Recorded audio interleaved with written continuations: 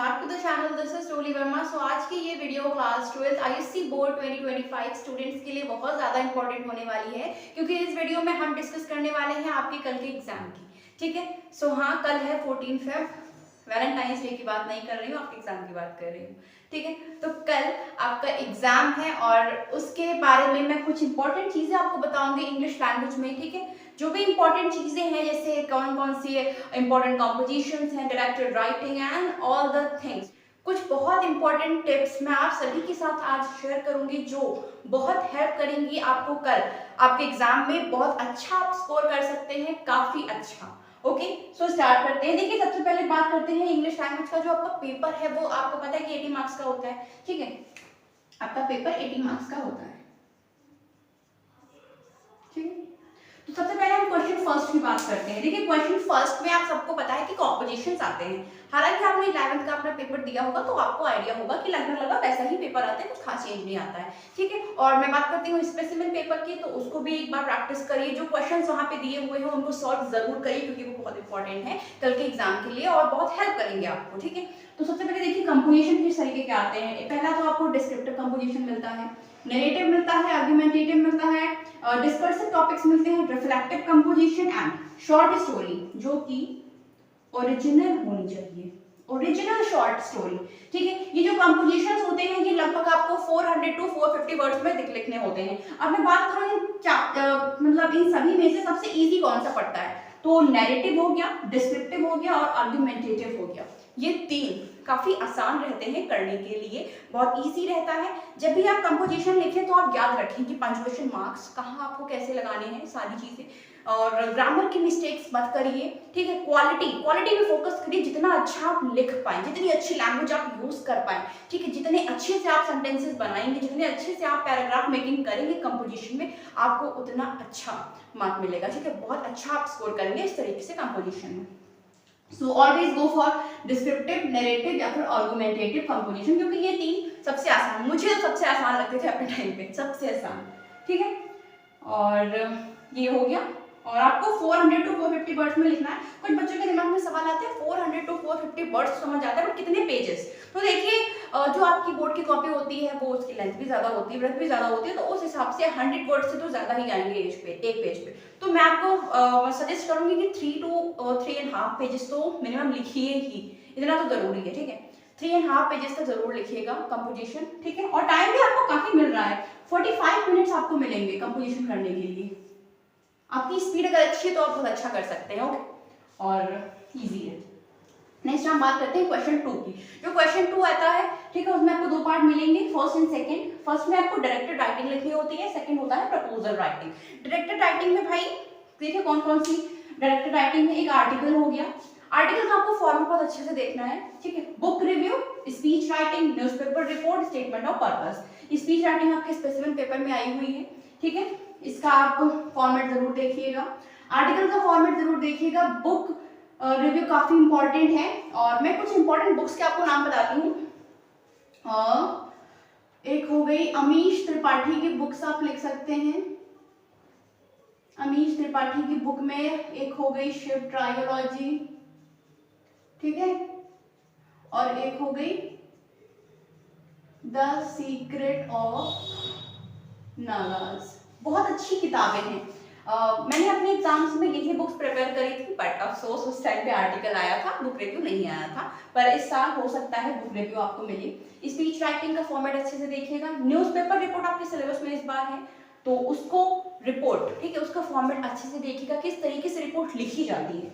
और हो गया स्टेटमेंट ऑफ पर्पस। है स्टेटमेंट ऑफ पर्पस में क्या लिखा जाता है, अपना एकेडमिक, ठीक है, अपना करियर गोल्स, ठीक है, आपका एक्सपीरियंस, आपके गोल्स और आपका इंटरेस्ट, ये सारी चीजें स्टेटमेंट ऑफ पर्पस में लिखी जाती हैं।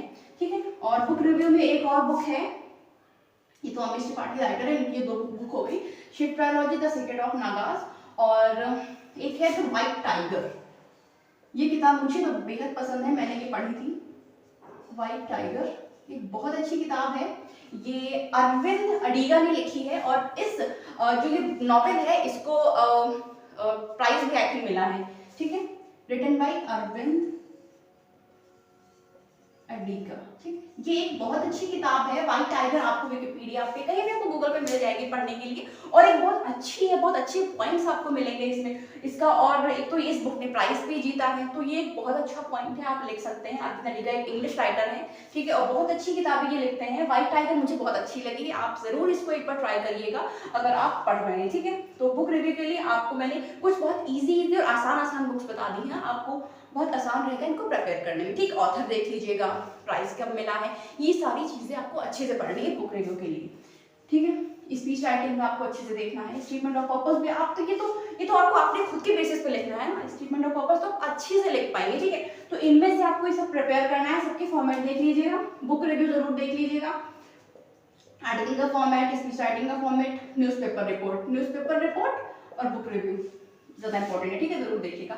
नेक्स्ट है प्रपोजल राइटिंग, भाई हर साल आता है, ठीक है। देखिए इसकी जो लिमिट है वो 250 to 300 वर्ड्स है, ठीक है। जब आप लिखना शुरू करेंगे पेजेस पे तो आपको खुद अंदाजा लग जाएगा कि लगभग कितने वर्ड्स हो गए हैं, तो आसानी से लिख लेंगे, ठीक है। नेक्स्ट है प्रपोजल राइटिंग। प्रपोजल राइटिंग में देखिए 4 चीजें मेन, इंट्रोडक्शन होना चाहिए, objectives, list of measures, conclusion. List of measures लगभग 4 होने चाहिए, ठीक है। कंक्लूजन लाइन आपको जरूर देनी है। प्रपोजल राइटिंग में हर एक पॉइंट की, हर एक लाइन की मार्किंग होती है, इसलिए जहां पे चांसेस है कि आप स्कोर कर सकते हैं एक एक मार्क, ठीक है, तो उस चीज को बहुत अच्छे से पढ़िए, बहुत अच्छे से फोकस रखिए, ठीक है। प्रपोजल राइटिंग हो गया, ठीक है, सारी चीजें आप बहुत अच्छे से कर सकते हैं, ये तो बहुत आसान रहता है। 150 वर्ड की तो जो वर्ड लिमिट है वो भी थोड़ा सा कम रह जाती है, ठीक है। और इस क्वेश्चन को करने के लिए आपको मिलते हैं पूरे 55 मिनट्स, बहुत अच्छा आप कर सकते हैं इस क्वेश्चन को, ठीक है। तो जैसा मैंने बताया ये सारी चीजें आपको बहुत अच्छे से प्रिपेयर करनी है। जैसा मैंने पहले बताया था कि इंग्लिश ग्रामर, भाई आईएससी बोर्ड की इंग्लिश ऐसी है कि जितना अच्छा आप लिख सकते हैं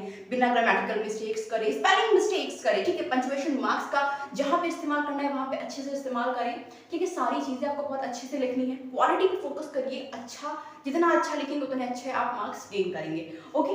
देखिए अब हम बात करते हैं क्वेश्चन नंबर 3 की, ठीक है। क्वेश्चन नंबर 3 में आपको 3 क्वेश्चन 3 पार्ट मिलेंगे। पहला आपका ट्रांसफॉर्मेशन, हर साल आता है, ठीक है। जो इंपॉर्टेंट ट्रांसफॉर्मेशन है लास्ट 10 ईयर से प्रैक्टिस करिए, आपकी बुक में जो भी दिए हुए हैं उनको खूब प्रैक्टिस करिए, ठीक है। हर तरीके से हर एक ट्रांसफॉर्मेशन कैसे सेंटेंस बनेगा, कैसा उसका मीनिंग रहेगा, ये सारी चीजें आप अपनी बुक से प्रैक्टिस करें। देखिए मैं हमेशा बोलती हूँ ट्रांसफॉर्मेशन, ठीक है, ये टेंसेस हो गए, डायरेक्ट इनडायरेक्ट हो गए, इनको सबको आप जितना ज्यादा प्रैक्टिस करेंगे उतना ज्यादा आप अच्छे से कर पाएंगे। रूल्स याद रखिए, टेंसेस वगैरह ये सारी चीजें, ठीक है।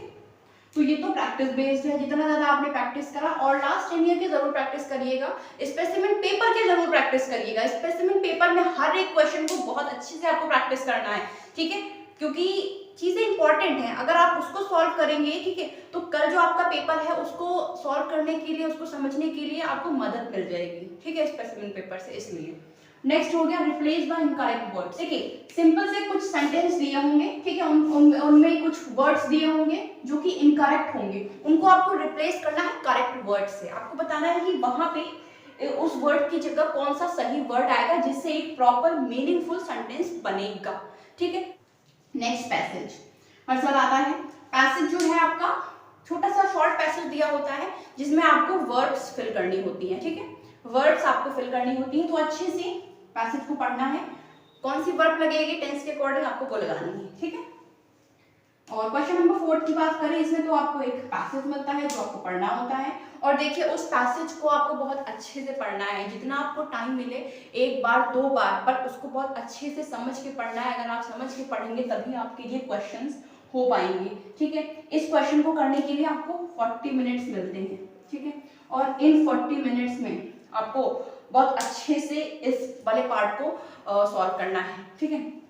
फाइंड अ सिंगल वर्ड, जो ए पार्ट है, सिंगल वर्ड, सपोज कोई एक सेंटेंस दिया होता है, ठीक है, उसमें एक पार्ट जो है कोई वर्ड या फिर वर्ड्स अंडरलाइन होते हैं, और आपको बताना है कि इस पर्टिकुलर वर्ड को या इस पर्टिकुलर लाइन का सिंगल वर्ड क्या होगा, वो आपको पैसेज से मिल जाएगा, ठीक है।